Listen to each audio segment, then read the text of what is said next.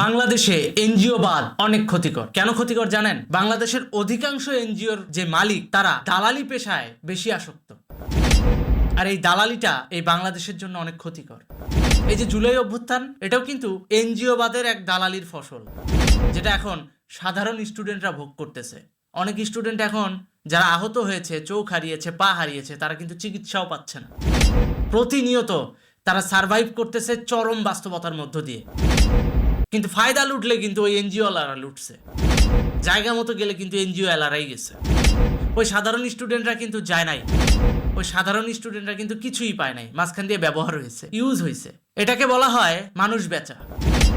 আদম ব্যবসার থেকেও বড় ব্যবসা এটা। আদম ব্যবসায় তো তাও একজনের বিদেশে পাঠায় কর্মসংস্থান তৈরি করে দিয়ে ওইটার মাঝখান থেকে কেউ কমিশন খায়, দালালেরা। কিন্তু এই যে মানুষ বেচার রাজনীতি, এইটা খুব ভয়ঙ্কর। এনজিওবাদ কিভাবে পরিচালিত হয় একটু ব্রিফ করা যাক। আমরা যত গরিব থাকবো, আমাদের ছবি তুলে, আমাদের গল্প শুনিয়ে, আমাদের কথা বলে ওরা ওই দাতা সংস্থার কাছ থেকে টাকা আনবে, এনে আমাদের উপরেই আবার সুদে লাগাবে।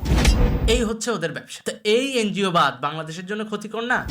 দাতা সংস্থাগুলো দেখতেছে কি, দীর্ঘদিন ধরে তো আমরা এদেরকে সহযোগিতা করতেছি, কিন্তু এদের উন্নতি হয় না কেন? বাংলাদেশ তো তলাবিহীন ঝুড়ি। এই ধরনের কথাবার্তা তখনই আসে যখন এনজিওবাদরা বাংলাদেশকে নেগেটিভলি প্রমোট করে। অথচ আমাদের দেশের প্রধানমন্ত্রীর স্ট্র্যাটেজি কি ছিল? যে আর যাই হোক, আমার দেশে খাদ্য স্বয়ংসম্পূর্ণতা থাকবে, যাতে মানুষ অ্যাটলিস্ট না খেয়ে না মরে। আর 1000 টাকা কেজিও যদি মাংস হয়, মানুষ যেন কিনে খেতে পারে। মানুষের কর্মসংস্থান তৈরি করতে হবে। এই জন্য শেখ হাসিনা, সে কিন্তু এনজিও বাদে গা ভাসায় নাই, সে কিন্তু এনজিও সিন্ডিকেটে গা ভাসায় নাই। সে কিন্তু কি করছে, ব্যবসায়ীদেরকে বলেছে যে আপনারা আমার দেশে এসে বিনিয়োগ করেন। বিদেশে গিয়ে গিয়ে গিয়ে গিয়ে ব্যবসায়ীদেরকে বুঝাইছে, দেখেন আমার দেশে অনেক ইয়ং ছেলে পেলে আছে, আমার দেশে অনেক ইয়ং জনগোষ্ঠী আছে যারা কিনা পড়াশোনা করছে, যারা কিনা মেধাবী। এদেরকে কর্মসংস্থান দিতে হবে। সবাইকে তো আমি সরকারি চাকরি দিতে পারবো না, কিন্তু যদি আপনি বাংলাদেশে ব্যবসা করেন, আপনি বাংলাদেশে ফ্যাক্টরি খুলবেন, ফ্যাক্টরি খুললে তো আপনার লেবার লাগবে, আপনার তো ওয়ার্কার লাগবে, আপনার তো সুপারভাইজার লাগবে, আপনার তো বড় বড় পোস্টে লোক লাগবে। আমার কিন্তু শিক্ষিত জনগোষ্ঠী আছে। এই জন্য খেয়াল করে দেখবেন, বিগত সরকার কিন্তু পাশের হার বাড়ায় দিছে। আর এটাতে একদিক থেকে কর্মসংস্থানের দিক থেকে যেমন ভালো হয়েছে, আরেক দিক থেকে এই যে জুলাই অভ্যুত্থানের কিছু কুলাঙ্গার, এই টাইপের কিছু কুলাঙ্গার জন্মাইছে। কারণ ওই যে ঘরে ঘরে জিপিএ 5, এই বিষয়গুলা ওয়ান বাই ওয়ান আইডেন্টিফাই করতে পেরেছিল কিন্তু 2009 সালে শেখ হাসিনা। উনি যখন প্রথম একটা রূপরেখা দিয়েছিলেন বাংলাদেশ ডেভেলপমেন্ট করার জন্য, যে আমরা আর ওই যে পেটে ভাতে থেকে বাঁচতে চাই না, আমরা কি চাই, ডিজিটাল বাংলাদেশ করব এবং আমার দেশের মানুষ কর্মক্ষম হবে, নিজেরটা নিজে কিনে খাবে। ওই রিলিফের ত্রাণ দিবে ওই যে দাতা সংস্থা, পশ্চিমা সংস্থা, ওরা এসে ত্রাণ দিবে, একটা এনজিওর মাধ্যমে দিবে। সেই এনজিওরা এসে আমার গরিবদের ছবি তুলে সেটা নিয়ে ব্যবসা করবে। দরকার কি? অথচ আমি যদি কর্মসংস্থান সৃষ্টি করে দিতে পারি, এখানে যদি কলকারখানা বাড়ে, আমার দেশে যদি শিল্পায়ন বাড়ে, আমার দেশে যদি নতুন নতুন কৃষি উদ্ভাবন বাড়ে, একদিক থেকে শিল্পায়ন হচ্ছে, আরেক দিক দিয়ে কৃষির উন্নয়ন হচ্ছে, সব মিলে মনে করো আমাদের দেশের টাকা আমাদের দেশেই থাকবে, যারা বিনিয়োগ করবে তাদেরও ব্যবসা হয়ে গেল, আমার দেশের মানুষও সম্মানের সহিত কামাই রোজগার করে খেতে পারবে। হাত পেতে নয়, সুদে টাকা নিয়ে নয়, লোন নিয়ে নয়, ঋণ করে নয়। এটা কিন্তু উনি বুঝেছিলেন 2009 সালে। আর এজন্যই উনি ডিজিটাল বাংলাদেশের রূপরেখা কিন্তু তৈরি করে দিয়েছিলেন। উনি এনেছিলেন আমাদের ভালোর জন্য, পজিটিভের জন্য। কিন্তু আমার দেশের মানুষগুলা এতটাই মস্তিষ্ক বিকৃত, একটা মূর্খ মানুষের হাতে একটা স্মার্টফোন থাকা আর একটা গ্রেনেড থাকা সমান কথা। ও তো ঘোড়ার ডাক বেড়ার ডাক কিছুই বুঝবে না, কিন্তু ওই ফোনে যেটা দেখবে সেটাই বিশ্বাস করবে। কিন্তু রিয়েলিটি, অতীতে কি ছিলাম, ভবিষ্যতে কি হতে পারি, আর বর্তমানে কি আসি, এই বিষয়গুলো একটু অ্যানালাইজ করে দেখে না আমার দেশের জনগণ। খাইলো, হাগলো, শেষ, কিচ্ছা খতম, কালকে আবার কি খাবো। রে ভাই, তোরা খাই খাই কর, কোনো সমস্যা নাই, কিন্তু নিজে রোজগার করে খাওয়ার চিন্তা কর। অমুকে একজন আইসা দিবে, সেই টাকা দিয়ে চলবো, এই থিঙ্কিং থেকে বের হয়ে আসতে হবে। আর এই থিঙ্কিং থেকে বের হয়ে আসলে বাংলাদেশ স্বয়ংসম্পূর্ণ হলে এই এনজিও বাদদের ব্যবসা থাকে না, ব্যবসা হয় না। কেননা বাংলাদেশ তখন জিডিপিতে আগে যায়, বাংলাদেশ তখন জাতিসংঘের মতো দপ্তরে গিয়ে দরিদ্র দেশ থেকে উন্নয়নশীল দেশ হয়, উন্নয়নশীল দেশ থেকে আবার উন্নত দেশে যাওয়ার জন্য যে যে ক্রাইটেরিয়া লাগে, সেই ক্রাইটেরিয়াগুলো ফুলফিল করার জন্য কাজ করতে থাকে। তখন এদেশের মানুষকে তো চাইলেই গরিব হিসেবে কোনো জায়গায় প্রমোট করানো যায় না, যাবে না। কোনো জায়গায় যে বলবা বাংলাদেশের মানুষ গরিব, বিশ্বাস করবে না। আরে তোমার দেশ তো উন্নয়নশীল দেশ, তো রাইজিং ডেভেলপমেন্ট চলতেছে, ওখানে ধীরে ধীরে ধীরে ধীরে উন্নত হচ্ছে, তো একটু ধৈর্য ধরো, আরো হবে, বিনিয়োগ আসবে, আরো কলকারখানা ওপেন হবে, আরো নতুন নতুন কৃষি উদ্ভাবন তৈরি হবে, হয়ে যাবে, তোমরা ডেভেলপ করতে পারবা। কি হইলো, ওই দাতা সংস্থাগুলো কিন্তু তখন অন্য দরিদ্র কান্ট্রিকে টাকা দেওয়া শুরু করে, তখন বাংলাদেশে আর টাকাটা দেয় না। তাতে এই এনজিও গোষ্ঠীদের ব্যবসাও আর হয় না। ওই পুরান চালান খাটায়া যত দূর যা হয়, মানুষ যদি ইনকাম করতে পারে তো মানুষ লোন নিবে কেন? এই জন্য দেখবেন মাঝে অ্যাপসের মাধ্যমে লোন দেওয়া শুরু হয়েছিল বাংলাদেশে। টার্গেট ছিল কারা? Student community. আগে লোন দিত কাদেরকে? ব্যবসায়ী কমিউনিটি আর নারীদের। আর এখন ইয়ং যুব সমাজকে। অনেকে দেখবেন লোন নিয়ে বিয়েও করে। এই টার্গেটেড কাস্টমার গুলাকে ওরা টার্গেটই করে শুধুমাত্র চুষে খাওয়ার জন্য, শোষণ করার জন্য। এই এনজিওর মালিকরা বড় বড় দাতা সংস্থাগুলো, যেগুলো হচ্ছে বিগ চ্যারিটি ফান্ড অ্যারেঞ্জ করে, এই সমস্ত অর্গানাইজেশন গুলোতে যায়া মায়া কান্না শোনায়। আমার দেশের গরিবদেরকে বিক্রি করে, ওই যে বলছিলাম না মানুষ বেচা, আমার দেশের গরিবদেরকে বিক্রি করে কোটি কোটি টাকা নিয়ে এসে আমাদের দেশে এসে আমাদেরকেই আবার দেয়, দিয়ে ছবিও তোলে, কিন্তু সেটা কিন্তু সুদের উপর দেয়।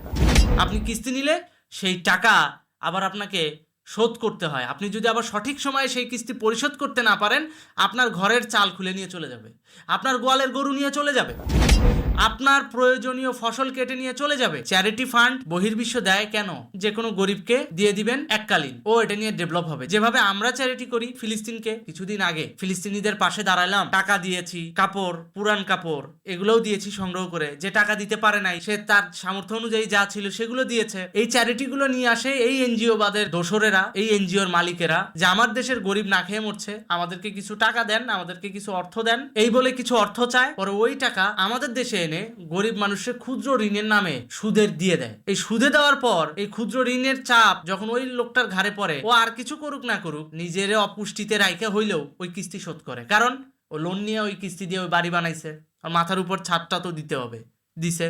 অথচ এই টাকা কিন্তু আর মাথার উপরে এই ছাদ দেওয়ার জন্য ওই দাতা সংস্থাগুলো ফ্রিতে দিছিল, চ্যারিটি যেটাকে বলে।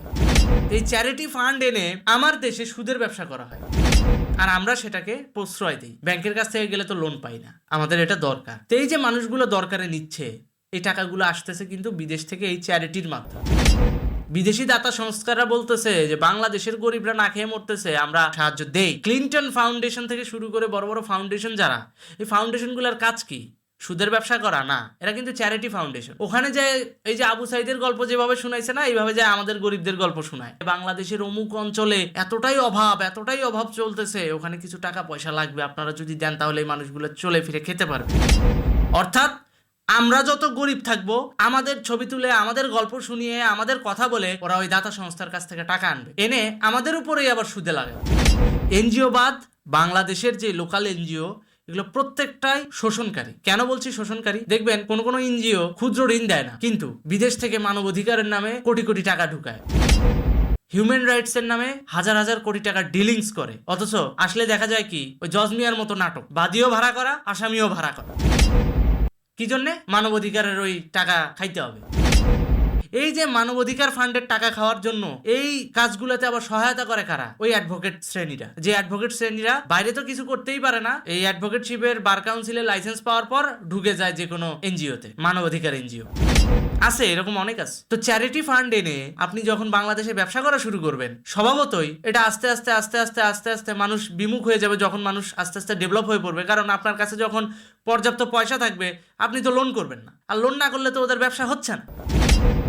এই জন্য ওরা শেখ হাসিনার উপর খেপা, আর এই জন্যে জামাতের সাথে হাত মিলিয়ে, পাকিস্তানপন্থীদের সাথে হাত মিলিয়ে আমার দেশের উন্নয়নের ধারাটা মাঝপথে থামায় দিয়া সরকার উৎখাতের পরিকল্পনায় নেমেছিল এই গোষ্ঠী। সেটার বাস্তবতা তো এখন আপনারাই দেখতে পাচ্ছেন। সাধারণ মানুষের হাতে কিন্তু টাকা নাই, যা জমানো ছিল সেগুলোই এখন খরচ হচ্ছে। আর বলতে পারেন শেখ হাসিনার সময়, হ্যাঁ শেখ হাসিনার সময় একটা ফ্লোর ছিল, যেরকম ইনকাম করছেন ওই রকম ব্যয় করছেন।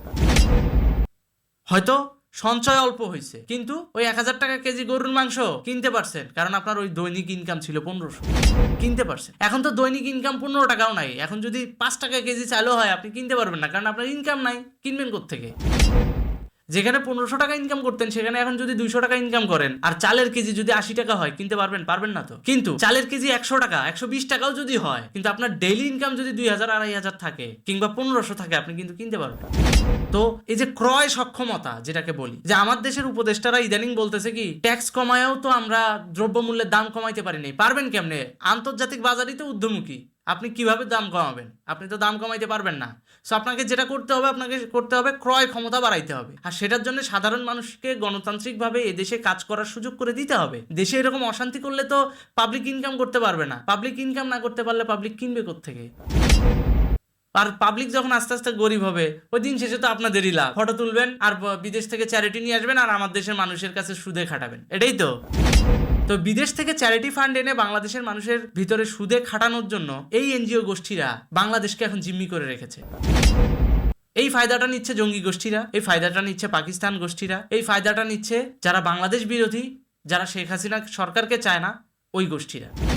অথচ এই গোষ্ঠীরা কিন্তু শেখ হাসিনার আমলে খারাপ ছিল না, তারা কিন্তু খারাপ ছিল না। তারা ইউনিভার্সিটি বা শিক্ষা খাতে বিনিয়োগ করেছে। আপনি খেয়াল করে দেখবেন বিগত 15 বছর আগেও ব্র্যাক ইউনিভার্সিটি এতটা উন্নত ছিল না। এখন কিন্তু ব্র্যাক ইউনিভার্সিটি বাংলাদেশের নাম্বার 1 একটা ইউনিভার্সিটি বেসরকারি খাতের মধ্যে। তো এই গোষ্ঠীরা কিন্তু শিক্ষা খাতে বিনিয়োগ করে ব্যবসা করেছে। তো শেখ হাসিনা ব্যবসা করার জায়গাটা করে দিছে যাতে মানুষকে মানুষ পণ্য বানাইতে না পারে, মানুষকে মানুষ শোষণ করতে না পারে। আর এরা সেম পুনরায় ফাও টাকা পাইতেছি, বিদেশে তো আছেই, বড় বড় অর্গানাইজেশনের চ্যারিটি ফান্ড তো আছেই। এই ফাও টাকাগুলো কেন ছাড়বো? টাকার লোভ এতটাই খারাপ লোভ, এরা বাধ্য হয়ে আবার ওই সরকারকে উৎখাত করে এখন পুনরায় বাংলাদেশকে আবার নিম্নমুখী নিয়ে যাচ্ছে, যাতে আমরা আবার দুর্ভিক্ষে পড়ি, আমরা আবার যাতে ওই যে ফটো সেশন করে বহির্বিশ্বে আমরা নিজেদেরকে আবার ওই কাঙ্গালি রাষ্ট্র হিসেবে পরিচয় করিয়ে দিতে পারি, যাতে করে এই এনজিওরা কোটি কোটি টাকা নিয়ে আসতে পারে। না, আমার দেশের লোক তো না খেয়ে আছে, বিতরণ করতে হবে, ত্রাণ দিতে হবে, ক্ষুদ্র ঋণ দিতে হবে, না হলে তো এরা উন্নতি করতে পারবে না। অথচ বিশ্বের যে দাতা সংস্থাগুলা, তারা যে টাকাগুলা দেয় লোন দিয়ে বা সুদ দেওয়ার জন্য টাকা দেয় না, সুদে খাটানোর জন্য টাকা দেয় না, তারা দেয় এককালীন, ফি সাবিলিল্লাহ, এককালীন দিয়ে দেয়, চ্যারিটি দেয় তারা। কারণ বিদেশে CSR অর্থাৎ কর্পোরেট সোশ্যাল রেসপন্সিবিলিটি নামে একটা ফান্ড রেইজ করা হয় সব সময়। এর কাজই হচ্ছে কর্পোরেটের বড় বড় ব্যবসায়ীরা তাদের ব্যবসার একটা অংশ এই কর্পোরেট সোশ্যাল রেসপন্সিবিলিটি এই ফান্ডে দিবে এবং এই ফান্ডের টাকা বিশ্বব্যাপী দারিদ্র বিমোচনে কাজে লাগাবে। কিন্তু দারিদ্র বিমোচনের টাকা এসে বাংলাদেশে হয়ে যায় ক্ষুদ্র ঋণ সুদের ব্যবসা, যেটা দিয়ে পরবর্তীতে হুন্ডির ব্যবসা হয়। ওই যে কূটনৈতিক আগ্রাসন বাস্তবায়নের জন্য হুন্ডির যে কয়েকটা ধাপ পার করতে হয়, সেই ধাপের একটা অংশ কিন্তু এই এনজিও বাদেরাই সেরে ফেলে। কিভাবে সেরে ফেলে? ধরেন বাংলাদেশে কোনোভাবে আমেরিকা টাকা ঢুকাইতে পারতেছে না, এদেরকে জাস্ট বলে দেবে ভাই তুমি ওই জায়গায় এই টাকাটা দিয়ে দাও, আমি তোমার বিদেশের অ্যাকাউন্টে এই টাকাটা অ্যামাউন্টটা ডিপোজিট করে দিচ্ছি, হয়ে গেল। এরকম করে করেই তো হয়। এই যে আপনার মনে হয় যে জুলাই অভ্যুত্থান যে হয়েছে, যে টাকাগুলো ডিস্ট্রিবিউট হয়েছে, এই টাকাগুলো কি ব্যাংকিং খাতে আসছে? কারণ ব্যাংকিং খাতে আসলে তো সরকার ধরে ফেলবে। এই টাকাগুলো কিন্তু এইভাবেই আসছে, হুন্ডির মাধ্যমেই আসছে। আমি আশ্চর্য হয়ে যাই, বিকাশের মতো ফাইন্যান্সিয়াল অপারেটরগুলো ডলার বেচা শুরু করে। তো এই দেশের রিজার্ভ খালি হবে না, থেকে অন্য দেশের রিজার্ভ খালি হবে। বিকাশ ইন্টারনাল লেনদেন করবে বাংলাদেশের ভিতর, সে কেন ডলার ট্রানজাকশন করবে? কিন্তু এটা হচ্ছে ওই যে হুন্ডির মাধ্যমে হচ্ছে। তো এই বিষয়গুলো 1 by 1 নিয়ন্ত্রণ করা দরকার। আমরা গরিব হলে এনজিওবাদের লাভ, এই জন্যই বাংলাদেশে এনজিওবাদ ক্ষতিকর। ভিক্ষার টাকা নিবেন নাকি নিজে কামাই রোজগার করে সেই টাকা দিয়ে সংসার চালাবেন, সিদ্ধান্ত আপনার। ভিডিওটা এই পর্যন্তই।